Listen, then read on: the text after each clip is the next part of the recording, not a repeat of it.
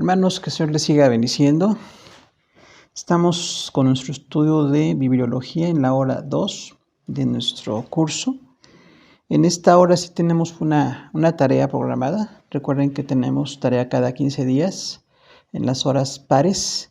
Y el tema de la tarea es ¿por qué la Biblia es especial? Entonces usted puede, con base en la lección de hoy o en base a otras fuentes que tenga, responder a esa pregunta. ¿Por qué la Biblia es especial? Y recordar que son tareas cortas de una página tamaño carta. Y bueno, de esa manera cumplimos con el objetivo de afirmar la lección que estamos dando. Hoy el tema que hemos dispuesto para esta hora es singularidad de la Biblia. Recuerda que singular es sinónimo de muy especial, algo que no es muy comparable, es algo muy específicamente bueno. Entonces, lo primero que tenemos es su singular origen. Fue escrita por muchas y diversas personas, aproximadamente 40 escritores de variados estratos sociales y culturales, estadistas, sacerdotes, reyes, profetas, campesinos, funcionarios, eruditos, pescadores, poetas y filósofos. Entonces, algo que le da una singularidad a la palabra del Señor es el hecho de los muchos escritores. Usted recuerda que el autor de la Biblia es Dios, el Espíritu Santo inspiró a estas 40 personas, pero cada escritor aportó su conocimiento, su personalidad, su contexto, su entorno. Entonces, realmente cuando 40 personas escriben una obra tan especial como la Biblia, podría esperarse una gran diversidad de ideas respecto a Dios, a la salvación, pero todos los grandes temas están muy vinculados a la dirección del Espíritu Santo, pero sí tenemos nosotros la idea muy clara de analizar que todos estos escritores pues tuvieron la libertad de parte del Espíritu Santo. Cuando hablamos de la inspiración, hubo una dirección de Dios, pero una libertad también. Por eso decimos, es 100% de Dios y 100% de los hombres, porque ellos tuvieron la libertad de escribir y de ir determinando lo que en su momento era necesario para Israel en el Antiguo Testamento y para la Iglesia en el Nuevo Testamento. Pero hacer coincidir a 40 escritores es muy complicado. Realmente sería imposible que una obra fuera de la Biblia pueda tener esa unidad, siendo que 40 personas con esas diferencias de estrato social y cultural pudieran tener una unidad, salvo que el Espíritu Santo ahí demuestra cómo está dirigiendo esa obra tan especial que tenemos nosotros en la Biblia. Y bueno, citamos estadistas porque usted recuerda que hubo pues nada menos que el rey David, un hombre dedicado a Dios, pero que era rey. Entonces, un rey puede escribir a un cierto nivel por la cultura que tiene, por los recursos que tiene, pero también hubo sacerdotes.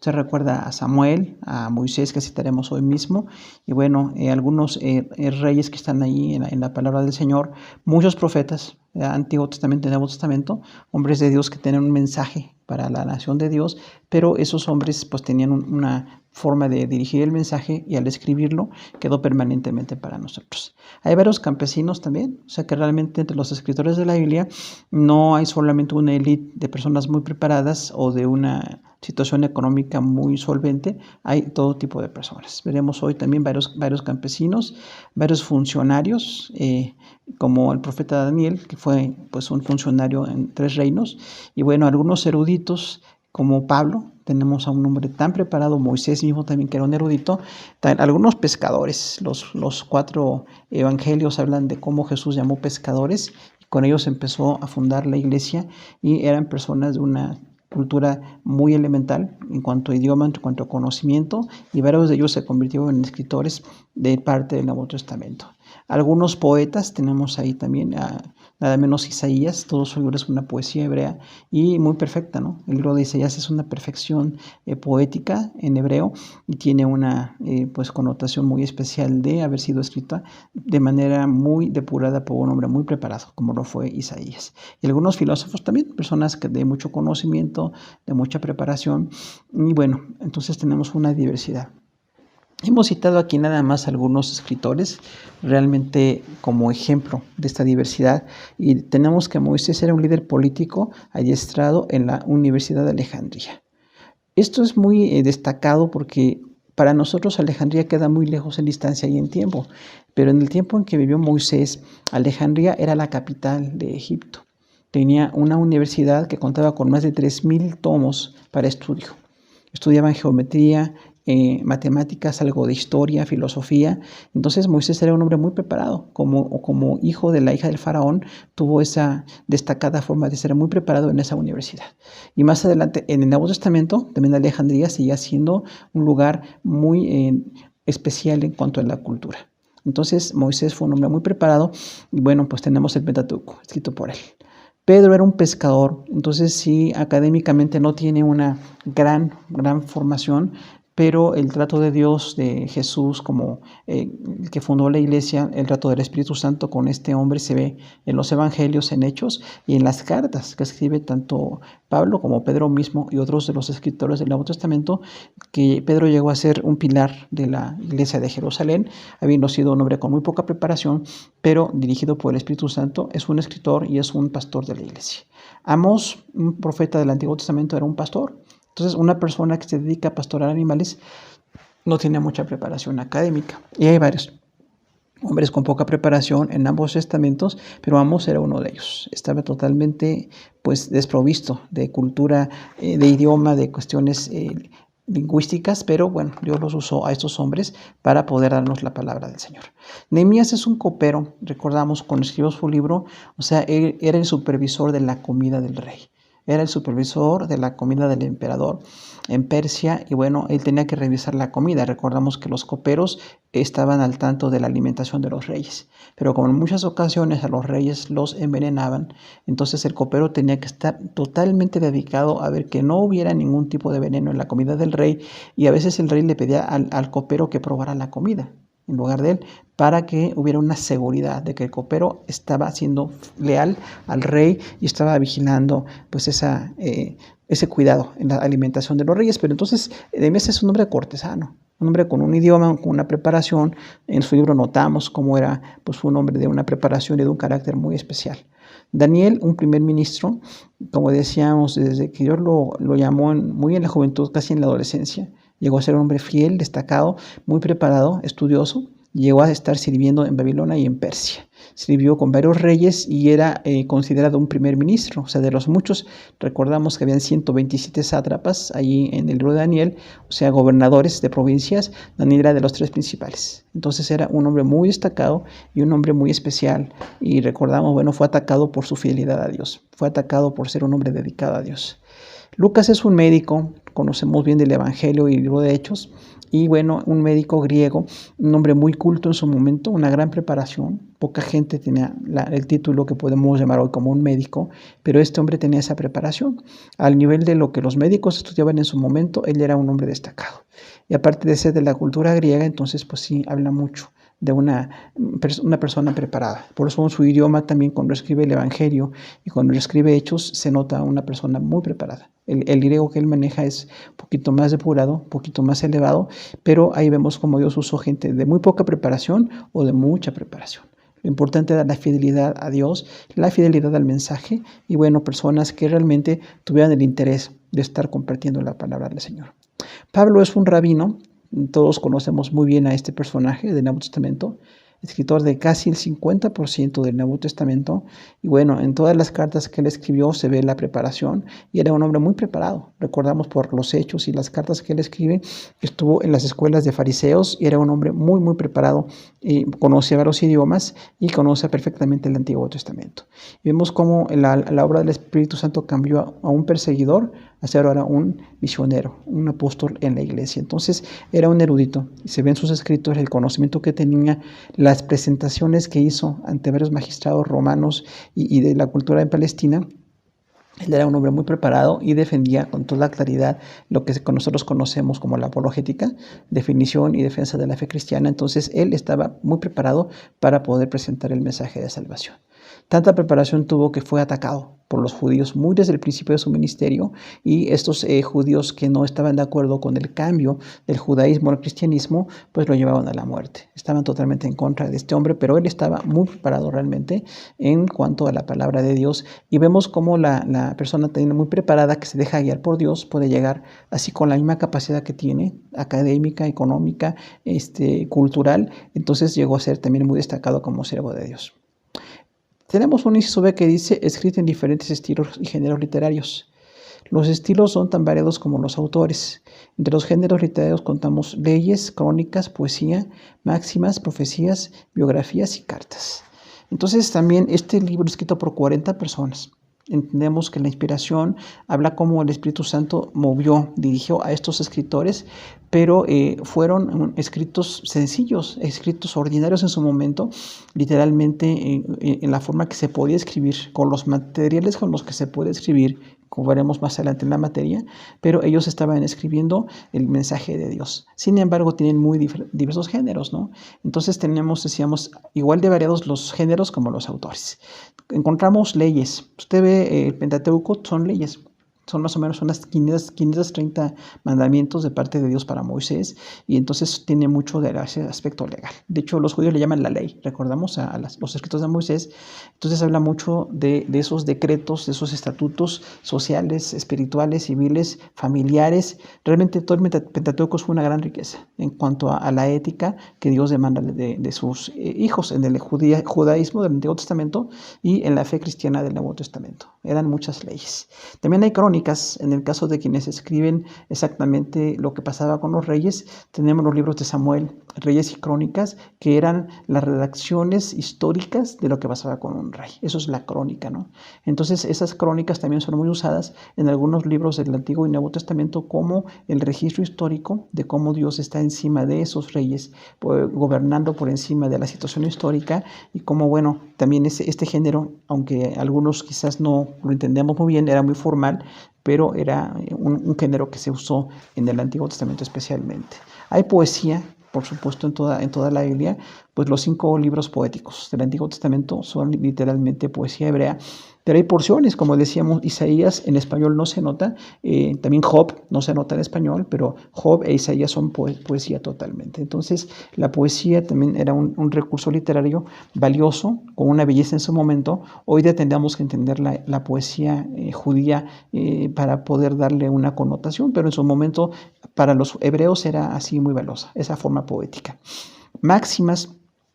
También esto nos habla de la revelación de Dios como ciertas normas, ciertas situaciones dadas para seguir seguidas, ¿no? Antiguo Testamento y Nuevo Testamento son máximas que tenemos que seguir. Las profecías también, cuando alguna persona directamente, los profetas mayores y menores en el Nuevo Testamento, varios escritos y especialmente el Apocalipsis, tiene mucha connotación profética, o sea, es una palabra que habla la revelación de Dios para el momento. Recordemos que la profecía no es futuro, puede ser pasado, presente o futuro. La profecía bíblica abarca los 3 tiempos, y varios escritores veremos en su momento cómo abarcaban esa forma temporal de la profecía. Algunas son biografías. Los 4 evangelios son biografías, ¿no? Exactamente 4 biografías de Jesús.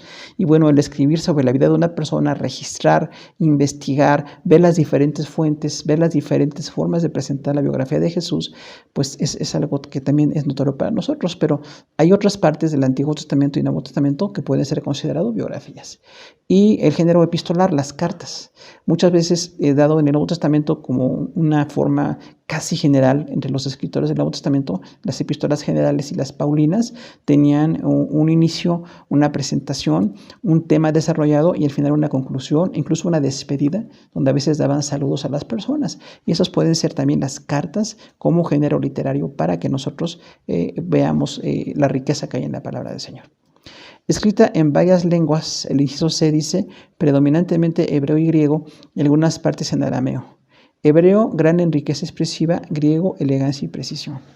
Recordemos que la historia del Antiguo Testamento tuvo un cambio muy radical, porque cuando los judíos estaban en Jerusalén habitando como una sola nación, hablaban hebreo.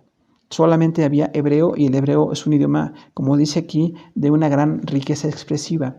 Realmente es muy determinante en el hebreo la belleza de lo que se dice, pero no tanto la precisión. Por eso cuando vemos cuestiones del hebreo, hay ocasiones en que hay alguna confusión, porque del hebreo al español a veces hay quienes no entienden que no era tan literal lo que se quería decir. Era más importante la intensidad de la acción. Así es en el hebreo, la intensidad de la acción es más importante que la precisión cronológica o temporal, pero tiene esa riqueza tan grande, tan expresiva, pues nada menos cuando empezamos el Génesis, ¿no? Cuando dice, en el principio creó Dios los cielos y la tierra, ya hemos dicho que es una composición perfecta de partes y habla de Elohim como Dios, ¿no? El primer nombre de Dios en el Antiguo Testamento es Elohim. Pero en hebreo se habla mucho de esa belleza, que se tenía que decir las cosas con una forma muy, muy estética para poderlo para compartir. El arameo es el idioma que los judíos aprendieron en Babilonia y en Persia. Entonces, cuando ellos hablaban arameo, perdieron el idioma originario suyo y empezaron a hablar en arameo. Por eso se dice que Jesús habló en arameo. El idioma que los judíos del tiempo de Jesús usaban ya no era el hebreo, ahora era el arameo. Pasa así como los mexicanos, que originalmente el idioma era náhuatl y hay otras 50 o 70 lenguas en nuestro país, pero actualmente hablamos castellano. Entonces tenemos esa diferencia, pasó exactamente con los judíos. Su idioma original se perdió por estar cautivos en aquellos países y el idioma que aprendieron en aquellos países es el arameo. Hay algunas porciones de la Biblia que están en arameo, como cuando veamos escritos, hay algunos manuscritos en arameo, pero tenemos entonces que ver cómo es esa connotación tiene de ese idioma. Y el griego tiene una gran elegancia y precisión, o sea, realmente es un idioma muy preciso, extremadamente preciso y muy elegante. Entonces realmente el Nuevo Testamento tiene toda esa elegancia. Tiene una expresión precisa, hay una diversidad de tiempos y de formas lingüísticas que le da mucha complicación a la traducción, pero gracias a Dios que hay eruditos que han estudiado y que traen una buena traducción de un idioma a otro. Cuando lo vemos en español realmente es muy rico el idioma griego para nosotros como personas que tenemos nuestro idioma en español. Ahora, escrita, dice, hizo durante 1600 años. Su formación tardó 16 siglos, desde aproximadamente el 1500 a.C., cuando Moisés escribe el Pentateuco, hasta el primer siglo de nuestra era, en el que el apóstol Juan escribe el Apocalipsis. Entonces, si nosotros contamos que Moisés empezó a escribir aproximadamente en el 1500 a.C., y Juan acabó de escribir en el 100 después de Cristo, entonces la Biblia se escribió en 1600 años. Independientemente de la revelación de Dios, la inspiración del Espíritu Santo a la palabra, esos 40 escritores en 1600 años tienen una dirección precisa, ¿no? Pero realmente es muy complicado que una obra se escriba en 1600 años. De hecho, no tiene comparación. Cuando, si Dios permite, veamos cómo otros libros, otras obras literarias se escribieron, veremos que fue un tiempo mucho más corto, por una sola persona o muy pocas personas, pero en este caso son 40 escritores y también tenemos 1600 años de distancia entre el primer escrito y el último. Y esto le da mucha singularidad a la palabra del Señor, porque no podríamos hacer otra obra que en 1600 años se hable exactamente de Dios, con esa precisión, con esa revelación que se da desde el Génesis hasta el Apocalipsis. Ninguna cultura. Nosotros en la cultura en México, si habláramos de 1500 años antes de una obra, pues nos iríamos a las culturas precolombinas. ¿Qué conceptos de Dios, qué conceptos de la cultura, de la familia sería muy diferente a la cultura que tenemos hoy? Digamos, en los últimos años, contando en la actualidad que estamos viviendo, había una diversidad respecto a la divinidad, respecto a la familia, respecto a la cultura, respecto a los valores. Sin embargo, en la palabra del Señor hay una unidad perfecta en 1600 años, 40 escritores, y bueno, la dirección del Espíritu Santo es tan precisa, tan notoria, porque realmente hay esa unidad perfecta entre los escritos de toda la palabra del Señor. Escrita en diferentes lugares, sitios muy diferentes entre sí, como desiertos del Sinaí, Arabia y Judea, las escuelas de los profetas en Betel y Jericó, el palacio de Babilonia, la cárcel de Jerusalén, las ciudades de Corinto y Filipos, la cárcel de Roma y la isla de Patmos en Europa. Esta cuestión de los lugares donde se escribió la palabra de Dios también tiene que notarse, porque si alguna obra se escribiera en diferentes países sería muy notoria la diferencia. Sería muy, muy notorio cómo de un país europeo o de un país asiático o de un país latinoamericano se tratará de hacer un producto literario. Pero la palabra de Dios se escribió, ya decíamos, en todo ese tiempo, 1600 años, 40 escritores, pero también en diferentes lugares. No todo fue dado en un templo específico, en un lugar o en una sinagoga. Realmente la escritura se dio conforme las personas estaban en el trato con Dios. Cuando empezamos con Moisés en el Antiguo Testamento, Moisés estaba en el desierto, literalmente. Entonces, en el desierto, Dios empezó a revelar a Moisés. Ni siquiera era Jerusalén o la tierra de Palestina, él estaba en Egipto. Entonces, en una parte de África, por la cuestión de cómo estaba huyendo del emperador egipcio, estaba él huyendo y allá en aquel lugar empezó a escribir. Pero tenemos otros escritores que están en otros lugares, ¿no? Por ejemplo, tenemos también en el Sinaí, cuando se dieron las leyes, lo que la palabra de Dios para nosotros, los 10 mandamientos, fue en el Sinaí, en una parte de Arabia, ¿no? Entonces realmente ahí en Asia fue donde se empezó a dar esa revelación del Pentateuco. En gran parte de Arabia se dio también toda esa revelación con Moisés porque estaban en el desierto. Se recuerda, 40 años caminando en el desierto, entonces ellos no estaban en Jerusalén todavía. Ya en Judea tenemos la escritura cuando los judíos estaban propiamente en su territorio, cuando empiezan a escribir como parte de su historia Samuel, Daniel, Isaías, básicamente profetas mayores y menores, ya están en Judea. Pero a veces era Judea en el sur o Judea en el norte. Recordamos cuando se dio el país a causa del reino que trató de ser demasiado rígido, un hijo de Salomón, entonces hubo una división del reino. Entonces había profetas del norte y profetas del sur. Tenían diferentes reyes, diferentes genealogías, diferentes necesidades. Entonces, cuando hablamos de Betel, hablamos también en ese momento, que se empezó los profetas a reunir en Betel y en Jericó. Samuel y Elías tenían un circuito de profetas. En esos lugares estaban orando, cantando, buscando de Dios, estaban en una forma de retiro espiritual y ahí hubo varias veces los escritos que se dieron para los profetas en ese momento. El Palacio de Babilonia, pues con Daniel, tenemos que el libro profético pues, muy determinante del Antiguo Testamento se dio en Babilonia. Daniel no estaba en Jerusalén, estaba en Babilonia. Entonces, en un país extranjero, con el idioma arameo, con otros reyes, pero él estaba ahí escribiendo ese libro para nosotros tan valioso.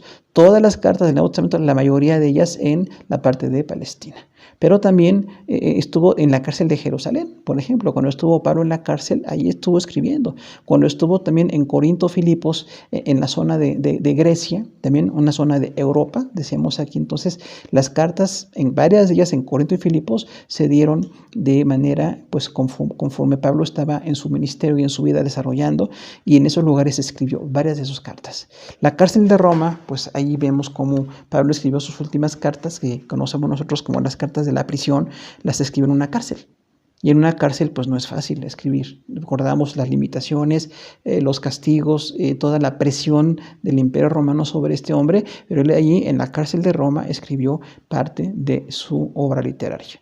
Pastoral muy importante, ¿no? Y en Patmos, bueno, en Europa, propiamente en Turquía, cuando Juan estuvo allí también encarcelado, recordamos que era una isla de castigo, una isla de destierro, y siendo muy anciano Juan, ahí escribió en Patmos el Apocalipsis. Entonces vemos cómo en diferentes lugares se escribió la palabra de Dios, y esto no es un motivo para cambios en su contenido. El punto 2 que tenemos en el material es su asombrosa difusión. La obra que más se ha vendido. La Biblia es el único libro que desde hace muchos años se mantiene en primer lugar en circulación. Este valor de la Biblia es muy especial, hermanos, porque realmente es el libro más vendido en la historia.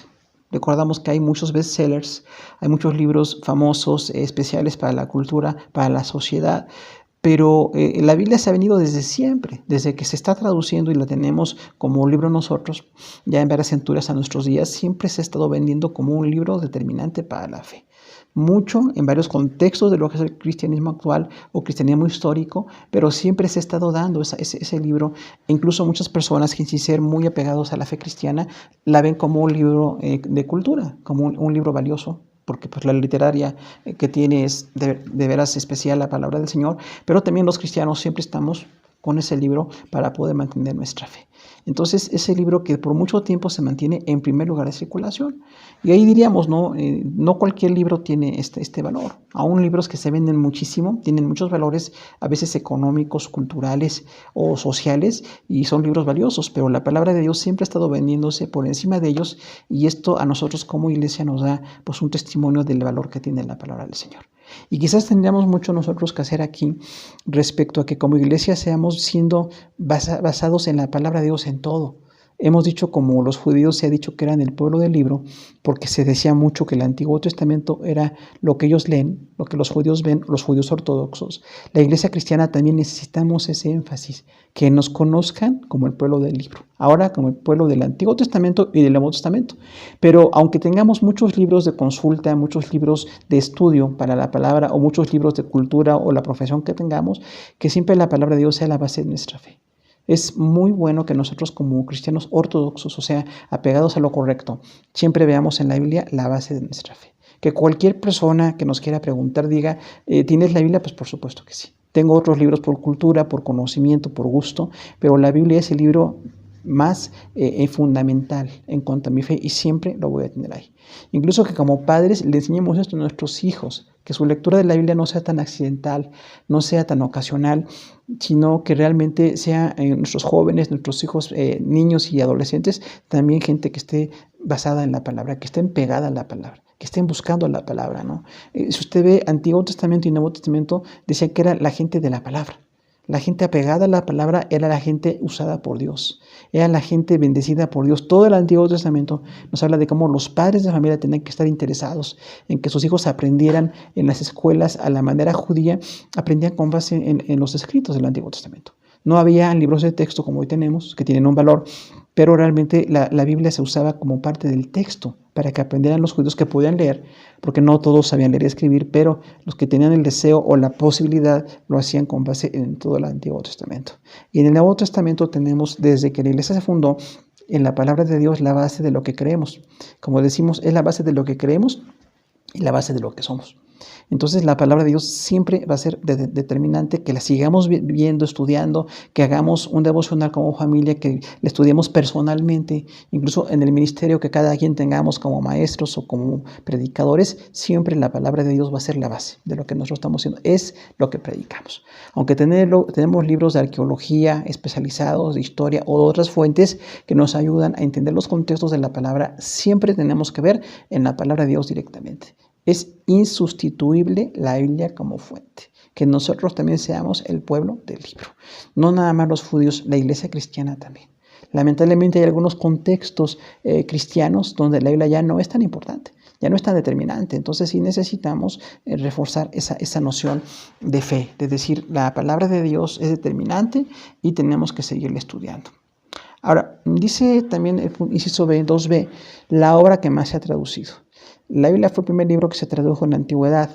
La versión de los 70 o Septuaginta, que es la traducción del Antiguo Testamento del hebreo al griego, hace aproximadamente en el año 250 a.C. Desde entonces se ha traducido parcial o totalmente a muchos otros idiomas y dialectos. Entonces, también, además del libro más vendido a nivel mundial, es la obra más traducida a nivel mundial. Porque también hay obras determinantes en la cultura o en las ciencias, en el arte, que se traducen a varios idiomas y tienen un valor. Pero la palabra de Dios se ha traducido a muchísimos idiomas. Lamentablemente, no a todos los idiomas en el mundo. Todavía tenemos en el mundo algunos lugares donde hacen misiones algunos hermanos y no hay Biblia traducida. No hay Antiguo Testamento, Nuevo Testamento o porciones. Se tiene que seguir traduciendo. Pero determinantemente podemos decir que sí, en los idiomas a los que se ha traducido es una diversidad. Por la obra de muchos misioneros que han estado haciendo esa labor, de estar traduciendo a sus idiomas originarios, ¿no? Aquí se cita la Septuaginta, traducción del Antiguo Testamento, del hebreo al griego, en el 250 a.C. O sea, cuando los judíos estaban en su cautiverio, estaban todavía sin el tiempo que llamamos nosotros periodo intertestamentario, ahí se dio la traducción del idioma hebreo al griego, porque el idioma griego estaba siendo muy importante. En el 250 a.C., entonces un grupo de eruditos judíos se dedicó a conocer perfectamente el hebreo y perfectamente el griego y la tradujeron. Y la Septuaginta es un libro determinante, también es una traducción muy buena que nosotros podemos considerar allí, ¿no? También tenemos que decir, por ejemplo, en cuanto a la Biblia en español, que también se ha traducido a muchas veces de los dialectos que hay en América Latina, en España, en muchos lugares, hay una diversidad de Biblias también en español, ¿no? Y cuando vemos nosotros con Gutenberg, cuando la Biblia se imprimió, el primer libro que se imprimió fue la Biblia. Y eso es histórico, ¿no? Porque se necesitaba imprimir. Recuerde que antes eran como manuscritos así separados, pero cuando se hizo a manera de libro, el primer producto literario tipo libro es la Biblia, con Juan Gutenberg. Entonces, todo esto le da una gran connotación a la palabra de Dios. Y de ahí, las veces que se ha traducido a los idiomas, actualmente que tenemos también en medios electrónicos, la palabra de Dios se está haciendo en muchos medios también. Y los medios son buenos siempre, ¿no? Nos podemos adaptar a la cultura mientras no cambiemos el mensaje. Mientras no cambiemos la esencia de la fe, de la palabra de Dios, qué bueno que se traduzca. Posiblemente algunos hemos tenido la bendición de ver traducciones a idiomas que ni conocemos ni entendemos nada. Pero gracias a Dios que esos idiomas, como dice el Nuevo Testamento, tienen un sentido. Y a esos idiomas se está dando la palabra de Dios y necesitamos seguir con ese trabajo de traducción. Por eso siempre apoyamos a las Sociedades Bíblicas Unidas, ¿no? Recordamos que se dedican a traducir la palabra de Dios. Y bueno, se venden Biblias, se venden Antiguos Testamentos, Nuevos Testamentos, pero una parte de lo que está haciéndose ahí de trabajo es traducirla y llevarla a personas de otros idiomas, de otros dialectos que no tienen la palabra en su idioma y es determinante que lo tengan. Entonces, gracias a Dios por la traducción de la palabra de Dios. Y bueno, nosotros quizás en español cuando veamos la última hora de esta materia, veremos algunas Biblias en español y quizás todos tengamos alguna preferencia, pero gracias a Dios porque tenemos esa diversidad. Sin embargo, hay lugares, como decimos, que no tienen todavía la traducción de la Biblia a sus idiomas. También es la obra que más se ha leído, es el único libro del mundo que la gente lee en toda edad, cultura y posición social. Todos hallan en ella gracia divina, guía para el diario vivir, fortaleza, consuelo y esperanza. Entonces, el libro que más se ha leído por todas las edades, porque también los libros a nivel cultural pueden ser para niños, o para jóvenes, o para gente adulta, o para ancianos. A veces es muy difícil que un libro lo puedan leer todas las generaciones, pero la palabra de Dios es para todas las generaciones. Aunque la Biblia se adapta a niños, hemos visto Biblias con dibujitos que se hacen ahí, con letras muy grandes, o con solamente el mensaje básico para niños, Biblias para jóvenes, que tienen estudios interesantes para ellos sobre ética, sobre filosofía, sobre cultura, Biblias para adultos, que hablan sobre cuestiones familiares, sociales. Hay una diversidad de traducciones y de versiones que se han dado, pero realmente la palabra de Dios es para todas las edades. Por eso decimos, aunque nuestros niños sean muy pequeñitos, desde allí que empiecen a ser la gente del pueblo del libro, que empiecen a conocer. Y no digamos nuestros jóvenes y adolescentes que tienen tanta cultura, que tienen tanto que hacer académico, que también la palabra sea básica para ellos, que en algún momento la puedan leer y la puedan recibir. Y también para todas las posiciones sociales, porque la Biblia no es nada más para un sector social, es para todos. Gracias a Dios que hay gente de una situación económica de escasez, de pobreza, y leen la palabra y la reciben. Y también personas de un estrato social alto o de mucha preparación académica, y también hay para ellos la lectura y la administración de la palabra para su necesidad. Por eso decimos que todos hallamos la gracia divina y la guía para el diario vivir. O sea, en la Biblia encontramos la gracia de Dios porque es la palabra de Dios y para nosotros leerla es una bendición. Por eso siempre recomendamos a los hermanos en Cristo, leamos la Biblia siempre. Solamente cuando ya la vista nos falle tanto que no podamos leer o estemos incapacitados de alguna manera, tendríamos alguna razón verídica para no leer. Pero realmente todos los días tenemos que leerla y eso es muy bueno porque realmente nunca diríamos que ya la leímos toda y entendimos todo. Es una palabra viva. Entonces hay ocasiones en que hemos leído un libro, un autor de la palabra, y al volverlo a leer, el Espíritu Santo nos dirige para encontrar riqueza o para entender mejor o para dar detalles que no habíamos notado. Entonces la palabra por eso siempre es viva para nosotros, ¿no? Y es una guía para nuestra vida, o sea, no vemos en otros libros como una guía. Los libros pueden ser guía o no según la gente los quiera valorar, pero la Biblia es el libro que nos va a guiar. Cualquier persona que quiera seguir a Dios tiene que seguir la palabra. La palabra es el diseño escrito de Dios para nuestra vida. ¿Cómo voy a vivir? Como dice la palabra. Tal vez yo no estoy tan apegado por mi cultura, por mi rebeldía a la palabra, pero tengo que estar cada día más apegado a la palabra. Y entre más apegado esté a la palabra, estaré con más santidad, seré un mejor cristiano y realmente ahí voy a encontrar el mensaje para mi vida. Diríamos, y quizás los seres humanos tenemos tantas experiencias, tantas necesidades muy diversas, pero si diariamente leemos la palabra, algo hay del Espíritu Santo para nosotros todos los días.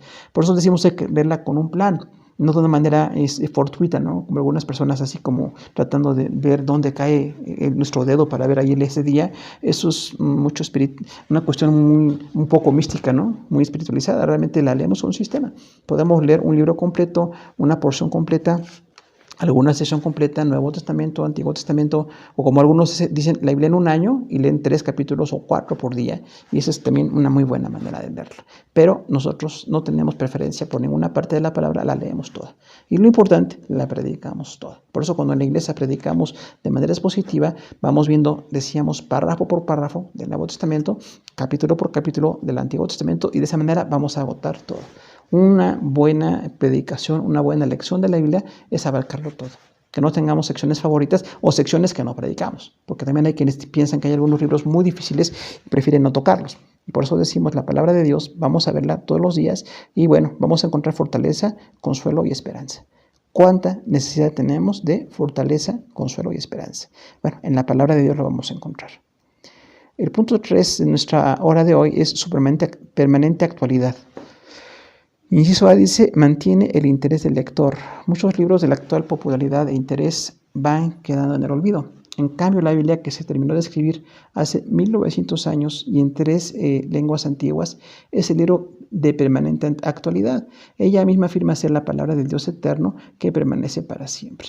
Ahí tenemos 1 de Pedro 1, de 23 al 25, Salmo 9, 7 y Daniel 6, 26. Entonces, el hecho de que la Biblia mantenga nuestro interés al leerla, también demuestra que es la palabra viva de Dios. Porque como decimos, muchos podemos tener libros favoritos, libros de autores no propiamente cristianos, pero realmente esa lectura tiene un momento, tiene algún valor circunstancial en nuestra vida. Pero la palabra de Dios la vamos a leer siempre. Ahora, los grandes autores también han quedado en el olvido. Muchos autores que algunos de nosotros ni siquiera conocimos, hace algunas centurias o quizás poquito más de tiempo, eran personas muy conocidas y sus libros eran vendidos, eran conocidos por su cultura o por su lugar muy local, por la situación donde estaban ellos viviendo y la gente conocía a ese escritor. Pero la palabra de Dios, aunque se terminó de escribir desde aquí hace 1900 años y en 3 idiomas antiguos, se sigue leyendo y mantiene vivo el interés. Será una bendición que le presentemos a nuestros niños pequeñitos el interés por la palabra, que no es una lectura aburrida, que nunca se vea como un castigo, como algo forzado, sino que despertemos el interés y el hambre por la palabra. Que los niños se interesen en los personajes, se interesen en las situaciones como siempre adaptadas a su necesidad. Incluso hasta en idioma hay que adaptar a los niños el mensaje, pero también para nuestros jóvenes, que puedan encontrar en la palabra de Dios para sus necesidades en cuanto a lo que ellos viven. Están en formación, están tomando decisiones en su vida y si están en la palabra de Dios, pues van a tener muchas bendiciones. Y también no diríamos los adultos y los ancianos, que también encontramos en la palabra de Dios siempre un mensaje de actualidad. Tenemos necesidades como personas, como padres, como cónyuges, como familias, como personas en una situación de crisis como la que estamos viviendo en la actualidad. Bueno, ahí siempre la palabra de Dios va a tener algo que darnos. Y entonces esa aportación planeada por el Espíritu Santo realmente hace que siempre tengamos un interés. Entonces, yo creo que también incluso hasta nuestros ancianos, con la experiencia que tienen, con la edad que tienen, pueden seguir estando interesados en la palabra y deben estar interesados, porque no porque estemos ya en la vejez, ya no necesitamos leer. En todas las etapas, desde los muy pequeñitos hasta las personas de la tercera edad, siempre hará falta leer la palabra y encontrar el mensaje que necesitamos de parte de Dios, porque dice, es la palabra del Dios eterno. Y si Dios es eterno y no es su palabra, entonces el mensaje es muy valioso. La Biblia es el mensaje más valioso que podemos ver. Y siempre estudiarla y siempre verla, siempre tratar de analizarla nos va a ayudar a poder desarrollar nuestra vida, nuestra familia y nuestro ministerio. Por eso decimos, bueno, hay que ser muy bíblicos. ¿Qué tan bíblico es lo que estamos diciendo? ¿Está en la palabra de Dios? ¿Está inspirado por Dios? ¿Está bien estudiado? ¿Está bien presentado? ¿Está bien planteado?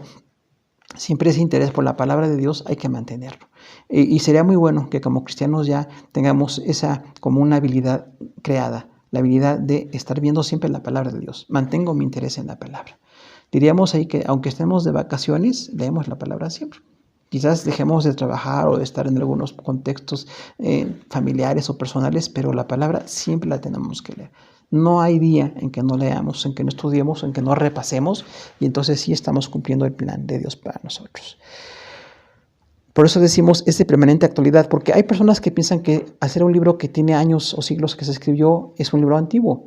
Eso pasaría con cualquier libro, pero no con la palabra de Dios. Porque cualquier libro, por la cultura, por el escritor, por el contexto en que se dio, se puede revisar y tiene un límite, pero la Biblia no.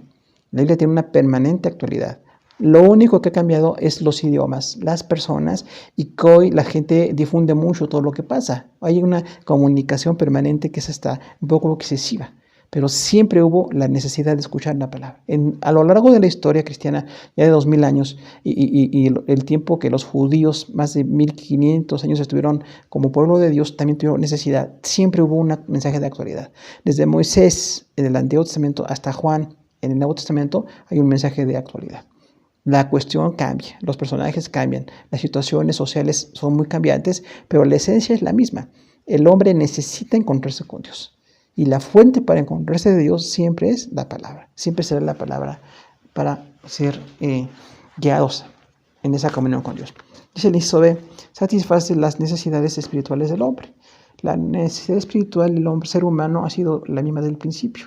La palabra de Dios siempre satisface esa sed y necesidad espiritual. Entonces, cuando vemos que mantiene vivo mi interés, eso es parte de que es palabra viva, pero satisface mis necesidades. La necesidad espiritual de las personas no se satisface con otras fuentes.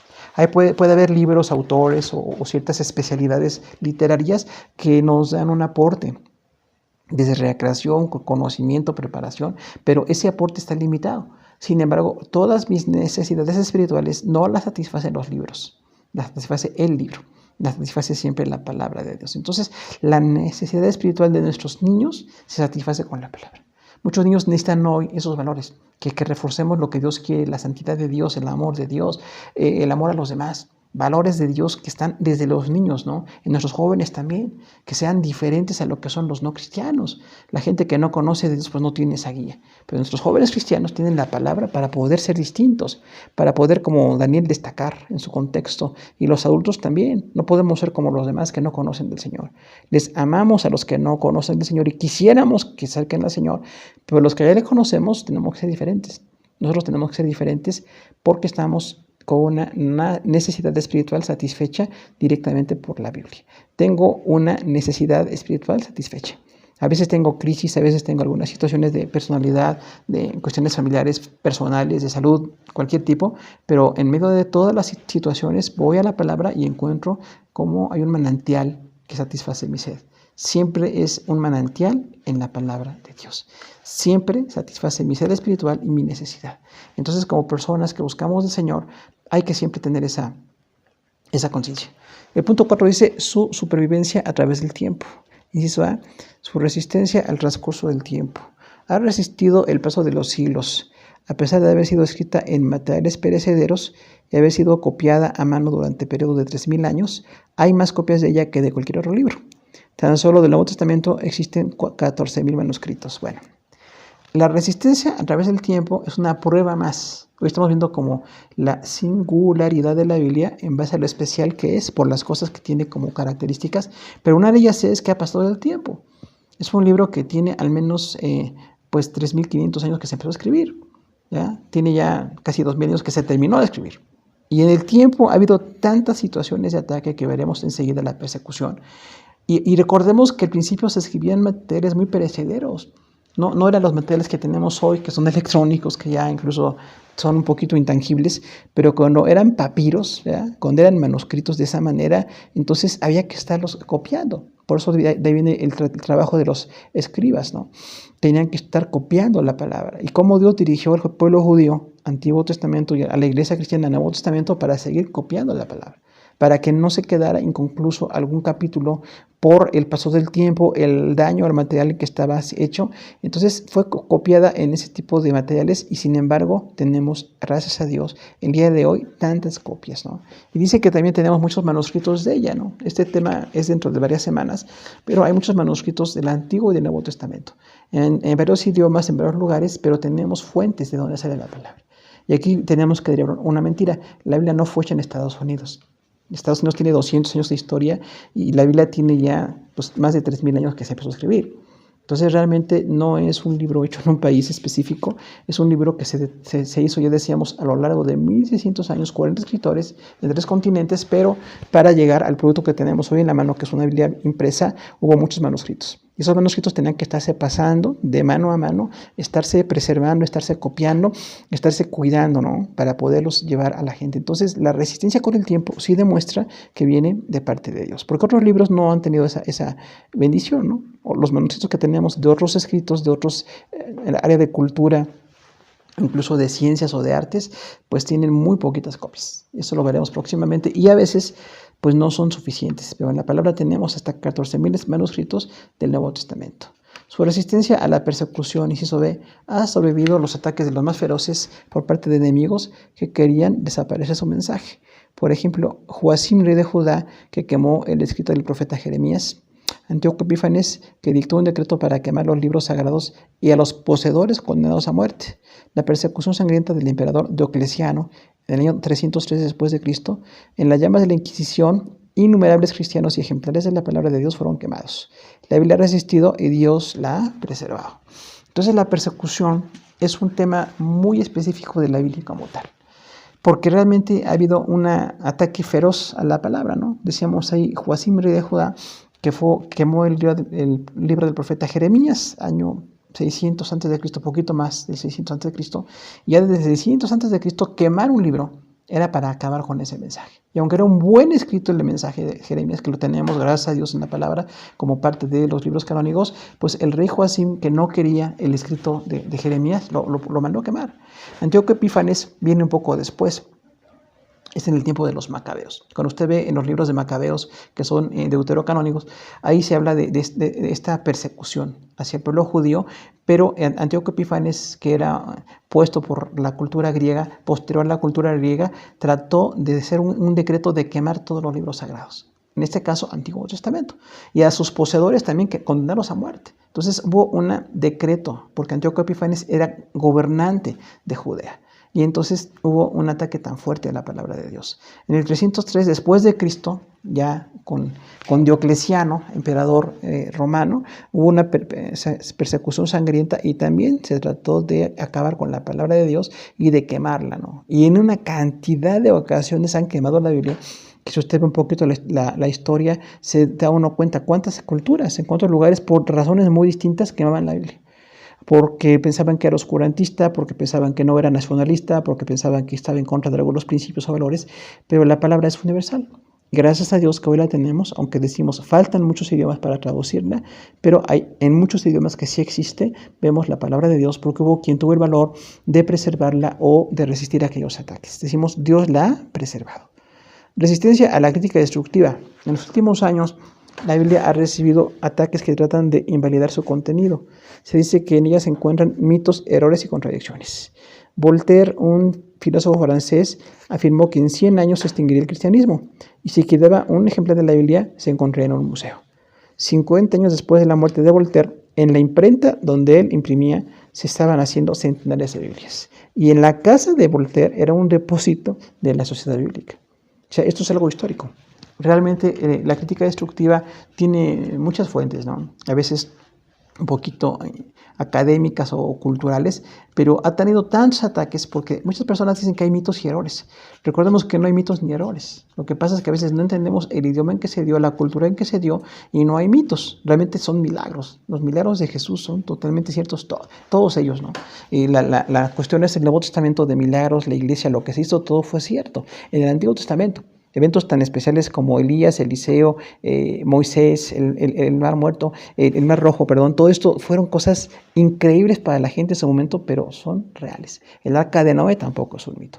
Es una cuestión que está allí como testimonio de lo increíble que es la preservación de Dios. Entonces no son mitos. Creo que la gente sin Dios pues no alcanza a entender esa dimensión o esa naturaleza esencial de las cosas que pasaron. Y muchos que encuentran contradicciones no entienden que hay diferentes afluentes de la palabra revelada, cómo alguien recibía, entendía o complementaba lo que otro decía. Entonces no hay una contradicción. Eso también lo veremos en próximas horas. Hay una complementación de asuntos en la palabra, ¿no?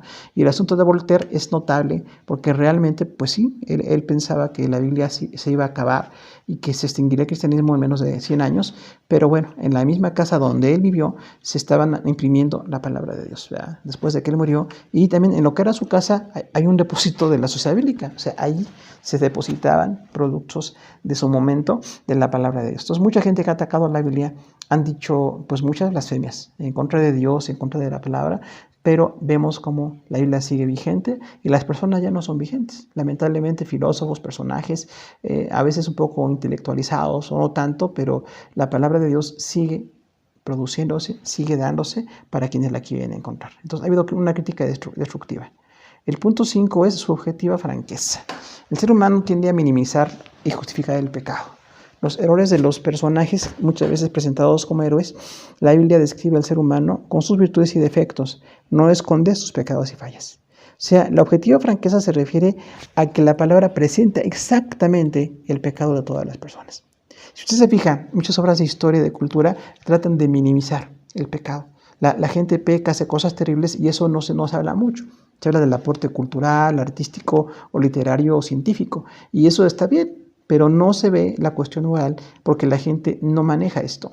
No pueden manejar que una persona muy preparada o muy predominante en alguna situación, muy prominente, tenga una limitación moral. Pero en la palabra de Dios sí encontramos. Se encuentra al rey David, es un caso clásico, que dice que era un hombre conforme al corazón de Dios, pero era un hombre que cometió varios pecados, incluido un asesinato y adulterio y otras situaciones más personales que tuvo el rey David. Y sin embargo, al arrepentirse delante de Dios, fue restaurado. Pero la Biblia no dice que David fue impecable, más bien nos dice todo lo que pasó con los pecados, ¿no?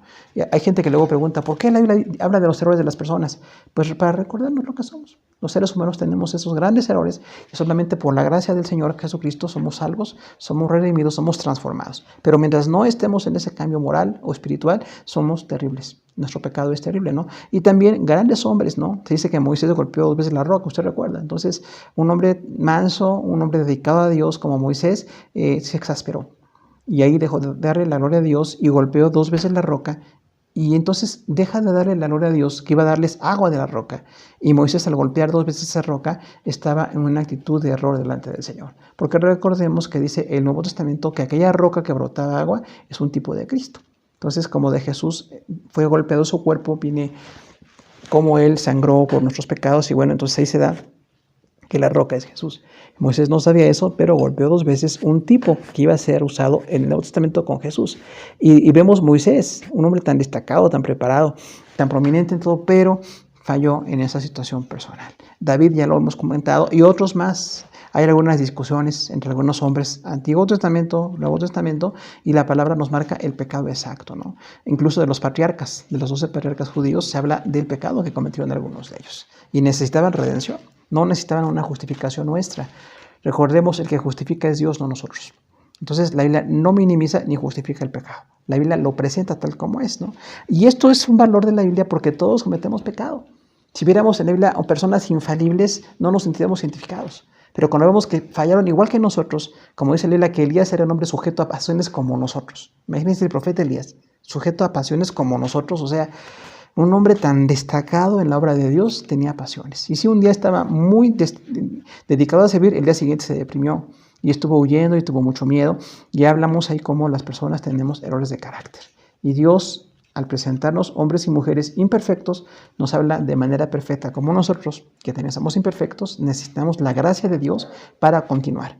Porque así como dice en Hebreos 11, ¿no? La galería de los hombres de la fe, hombres y mujeres imperfectos, pero que alcanzaron promesas por la fe.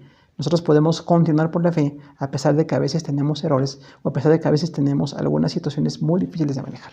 Entonces, la Biblia describe al ser humano con sus virtudes y defectos, o sea, nos habla exactamente cómo somos. Todos tenemos virtudes y todos tenemos defectos. Y la palabra de Dios los presenta claramente. Entonces, el enfoque de no presentar las virtudes y defectos es documental histórico, aparte de la Biblia. No se presentan los errores de las personas que son importantes en la cultura. Pero en la Biblia sí nos presenta exactamente, desde Moisés hasta Juan, desde Génesis hasta Apocalipsis, todos los personajes tenemos ahí que hay una presentación de sus errores. Ahora dice, su benéfica influencia, inciso A, impulsora de movimientos e instituciones filantrópicos. Movimientos como abolición de la esclavitud, protección de la infancia, cuidado de enfermos y ancianos, lucha contra las adicciones y prostitución, instituciones como asilos y orfanatos, en muchas ocasiones se dieron por la influencia de la palabra del Señor. La Biblia tiene una influencia determinante. Claro que la iglesia es determinante la salvación. Para nosotros es la Biblia donde encontramos la salvación, donde encontramos el perdón de nuestros pecados. Y a todo el mundo se le dice el mismo mensaje. Todos necesitan el perdón de sus pecados, lo encuentran en Jesús, al derramar su sangre, y por escrito en la palabra encontramos la fe. Tenemos por eso una fe de la palabra, una fe escrita. Y en esa palabra tenemos pues cómo surgen muchos ministerios. La abolición de la esclavitud en gran parte también se dio en base a la palabra de Dios. Movimientos cristianos hace algunos cientos de años en varios países influyeron para que ya no hubiera esclavos. Aunque la esclavitud siempre tomó otras formas y es una cuestión muy complicada, pero realmente en su momento la Biblia está influyendo, ¿no? La protección de la infancia. Recuerde cuántos grupos para proteger a los niños surgieron en base a la palabra de Dios. Incluso lo que hoy tenemos nosotros como la escuela dominical empezó en Inglaterra como una forma de protección a los niños para darles la palabra de Dios. Y después, como se hace en domingo, se le llamó escuela dominical. Y hoy nosotros en la iglesia la tenemos cuando nos podemos reunir, pero realmente la idea era proteger a los niños, ¿no? He ido a muchos lugares donde los niños no tenían una protección. Hoy día es difícil de entender, pero hace 100 o 200 o 300 años los niños no tenían determinación en algunas culturas, no eran importantes. Y la Biblia dice que los niños son importantes, ¿no? Ahora, el cuidado de enfermos también es otra situación, porque realmente dice la palabra de Dios que atendamos a los enfermos. Cuando alguien está enfermo, es una oportunidad para atender, para buscar la manera de ayudarlo. Y ese cuidado de enfermos, aunque no es nada más en la Biblia, hay otras fuentes que se han dado para las instituciones, los hospitales, otro tipo de instituciones que atienden a las personas enfermas, pero en la Biblia encontramos también una base de cómo atendemos a los enfermos, ¿no? Los lugares para ancianos, los asilos, hay muchos que no son fundados por personas cristianas, pero algunos sí. Algunos lugares de asilo fue dado en base a personas que estaban en la iglesia, ¿no? Como tenemos por allí el Ejército de Salvación, decíamos en Inglaterra, ese ejército está ayudando a personas enfermas, ancianas, niños, personas en situación de calle, y lo hace con la palabra de Dios. Entonces ha habido instituciones allí para ayudar. Luchas contra las adicciones. Quizás muchos sabemos hoy día de los centros para rehabilitación cristiana, donde algunas personas con adicciones van a recibir la palabra y la ayuda para su rehabilitación. No es un tema fácil, pero realmente sucede. Tenemos la bendición de ministerios cristianos. Algunos aquí recuerdan mucho al hermano David Wilkerson y sus libros, ¿no? La cruz y el puñal, Por esta cruz te mataré, y Corre, Nicky, corre, libros que hablan de los adictos en Nueva York, en los años 60, 50 de hecho, y cómo, bueno, hubo un ministerio de un pastor que llegó para ayudar a esas personas, y las adicciones pueden ser tratadas de una manera más madura, más profesional, pero con base en la palabra de Dios. Y también asuntos de prostitución, personas que han ido a ayudar a personas en esa situación, y con la palabra de Dios les tratan de llevar a un cambio de vida, ¿no? Así los orfanatos, pues son ahí un poquito repetitiva la idea, de cómo algunas instituciones han sido como una benéfica influencia de la Biblia.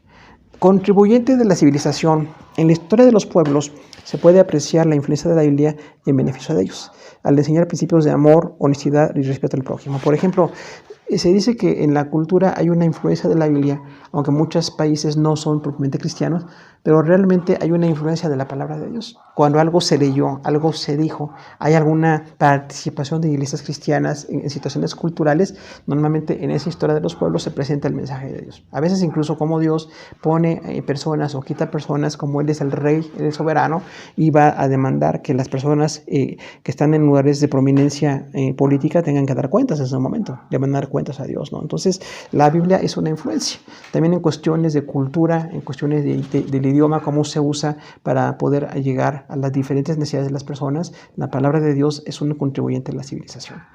Quizás mucho viene aquí con la historia de los misioneros. Cuando nosotros leemos de los apóstoles contemporáneos o más o menos contemporáneos, llegan y traducen la palabra de Dios, pero tienen que ver el idioma de la gente, ver la forma en que viven. Eso tarda años para poder hacer de un grupo no cristiano a un grupo que está siendo alcanzado por el Evangelio. Entonces, la cuestión de traducción al idioma, el escribir en puño y letra, esas palabras que escuchan los misioneros en grupos que no tenían por escrito los idiomas, por ejemplo. Entonces ha sido una influencia de la civilización muy grande en la palabra de Dios. Solamente estudiando a fondo estos ministerios vemos cómo ha habido gente que ha influido con la palabra. Siempre decimos, un ministerio dedicado a Dios va a traer fruto, va a traer mucha influencia, ¿no? Cuando vemos la enseñanza del amor en la palabra, es un principio que nos da como universal, ¿no? Tenemos que amar a la gente, al prójimo como a nosotros mismos, ¿no? Recordemos, la palabra aquí es ágape, o sea, habla nada más de un amor espiritual.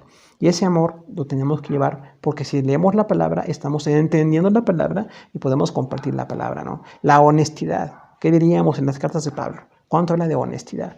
Incluso dice en Hechos que hubo cierto temor en las personas que eran líderes civiles, porque Pablo hablaba de la justicia. Y decía, la justicia es administrar perfectamente delante de Dios y delante de las personas. No den lugar a ningún tipo de corrupción. No den lugar a ningún tipo de injusticia. Lo honesto es lo que a Dios le agrada, ¿no? Entonces la honestidad también es un punto determinante en contra de la palabra. El respeto al prójimo también, porque la Biblia nos habla de amar a los demás. Como dice, amarás a tu prójimo como a ti mismo. Entonces necesito amar a mi prójimo. No habla de la persona que comparte la fe. Habla de todas las personas que me rodean. Entonces, si nosotros seguimos la palabra de Dios, vamos a ser guiados en un camino de amor, honestidad y respeto por nuestro prójimo. De amor para aprender a mostrar ese sentimiento, ese compromiso esa relación determinante que es el amor hacia todas las personas y también la honestidad. Un cristiano, donde quiera que esté, tiene que ser diferente. Decimos, tiene que incomodar al mundo, ¿no? Que los cristianos incomodemos al mundo porque somos honestos. Somos personas no sobornables, somos personas que no vamos a dar lugar a una palabra deshonesta, lugar a algún tipo de inmoralidad, lugar a alguna clase de injusticia. Si somos cristianos de verdad, tenemos que ser honestos, que la gente lo sepa y lo vea, para que la gente busque de Dios, ¿no? Y respeto por el prójimo, porque nosotros sí tenemos la palabra de Dios y respetamos a todas las personas. No importa su raza, no importa su idioma, no importa su apariencia, no importa nada. Tenemos que dar amor, honestidad y respeto al prójimo. Pues hermanos, terminamos nuestra lección, hora 2 de bibliología. Recuerden que tenemos una tareita sencillita aquí y enviamos un abrazo a todos. Muchas gracias por acompañarnos.